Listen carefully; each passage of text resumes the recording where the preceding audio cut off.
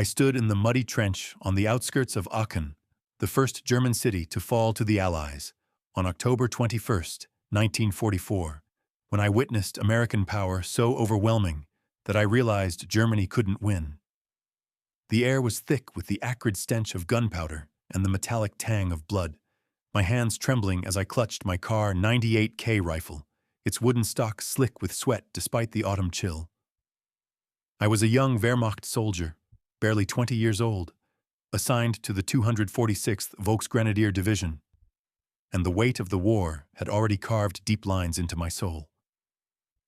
The Americans had been advancing relentlessly since their breakout from Normandy, and now they were at the gates of the fatherland, their artillery pounding our positions with a ferocity I had never imagined possible. The morning had begun with a gray dawn, the sky heavy with clouds that seemed to press down on us, mirroring the dread in my chest. I had been on watch since midnight, my eyes straining to see through the fog that clung to the ground, my ears attuned to every sound, the rustle of leaves, the distant rumble of engines, the occasional crack of a sniper's rifle. My uniform was damp from the drizzle that had fallen overnight, the wool scratching at my skin, and my boots were caked with mud, the cold seeping into my toes. I had eaten little in the past week, our supplies dwindling as the Allied advance cut off our lines, and my stomach growled with a hunger that matched the gnawing fear in my mind. The first sign of the assault came with a low, ominous hum, a sound that grew into a roar as American planes appeared overhead, their wings glinting in the faint light. I ducked instinctively, pressing myself against the earthen wall of the trench, my helmet slipping forward as I watched them dive, their bombs falling with a whistle that made my blood run cold. The explosions shook the ground, sending clods of dirt raining down on me, the concussions rattling my teeth. I could hear the screams of my comrades, some buried under the collapsing earth, others torn apart by shrapnel, their cries swallowed by the thunder of the bombardment. I gripped my rifle tighter, my knuckles white, and tried to steady my breathing, each inhale tasting of smoke and fear. When the barrage finally lifted, the silence was eerie, broken only by the crackle of fires and the moans of the wounded. I peered over the edge of the trench, my heart pounding as I saw the American tanks rolling forward, their olive-green hulls emerging from the fog like monsters from a nightmare. Shermans, dozens of them, their engines growling as they crushed the barbed wire and churned the muddy fields into a quagmire.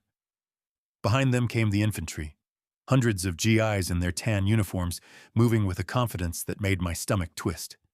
They fanned out across the field, their rifles at the ready, their helmets bobbing as they advanced through the smoke. I fired my rifle, the recoil jarring my shoulder, the sharp crack echoing in my ears.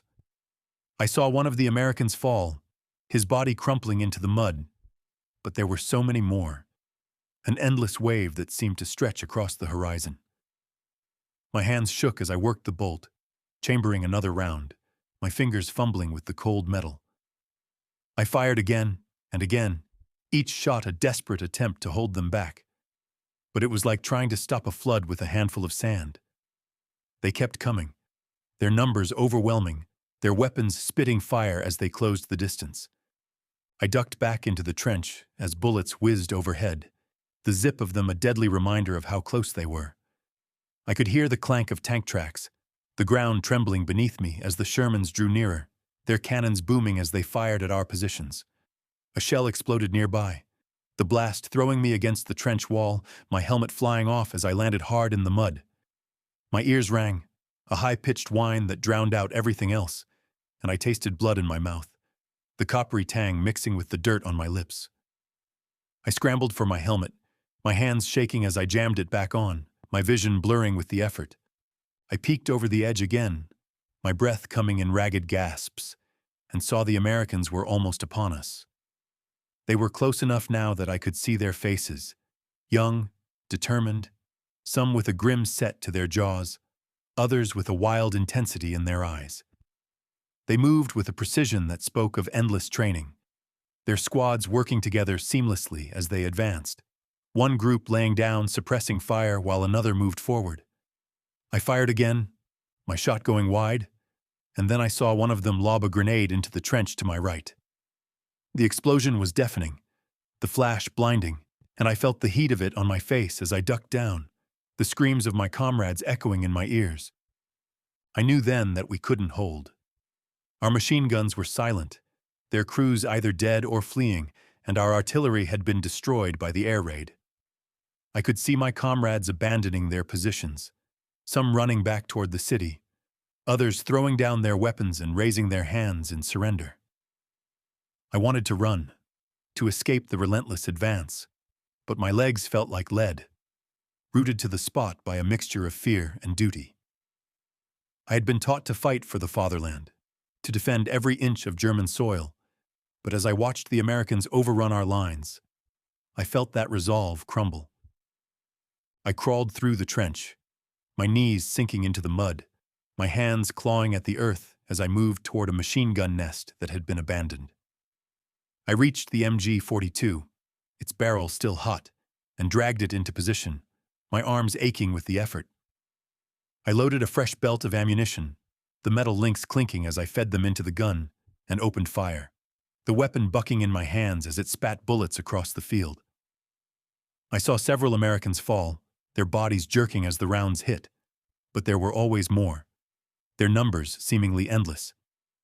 They returned fire, their bullets kicking up dirt around me, and I felt a sharp pain in my shoulder as a round grazed me, the blood soaking through my uniform in a warm rush.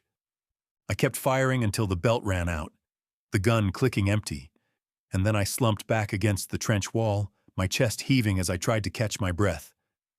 The Americans were inside the trench now, their boots splashing in the mud as they cleared it section by section.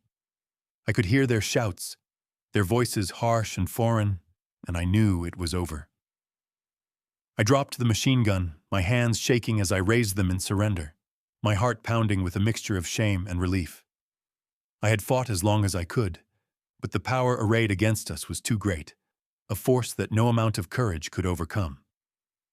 They took me prisoner, binding my hands with rough cord and marching me back through the field, past the wreckage of our defenses. I saw the bodies of my comrades, their gray uniforms stained with blood, their faces frozen in expressions of pain and fear.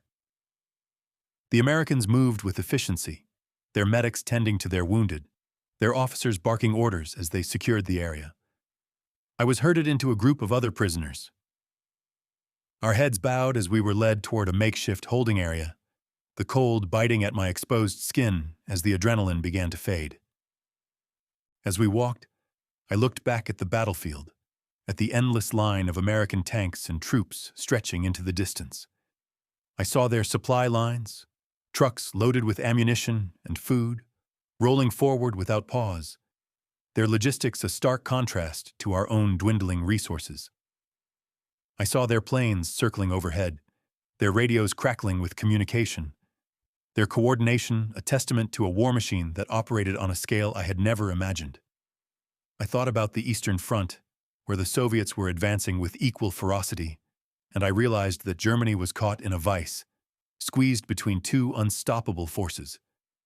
I sat in the holding area, my hands still bound, my shoulder throbbing with pain as the blood dried on my uniform.